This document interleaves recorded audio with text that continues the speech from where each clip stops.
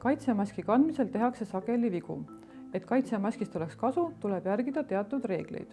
Enam levinud vead on maski tõmbamine lõua alla, otsa ette, nina välja jätmine ja rääkimise ajal maski eest äravõtmine ja selle tagasi panemine.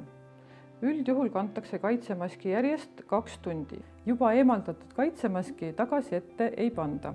Vahepeal maski eemaldades ja katsudes me saastame seda ja sellepärast ei tohi teda tagasi panna. Korrektne kaitsemaski ette panemine algab käte antiseptikaga. Hõõrutakse kõiki käepindasid naha sisse kuni 30 sekundi jooksul. Mask võetakse karbist, tumedam pool jääb väljapoole ehk siis voldid jooksevad ülevalt alla ja klamber pannakse nina peale. Tõmmatakse kõik voldid lahti ilusti lõua alla.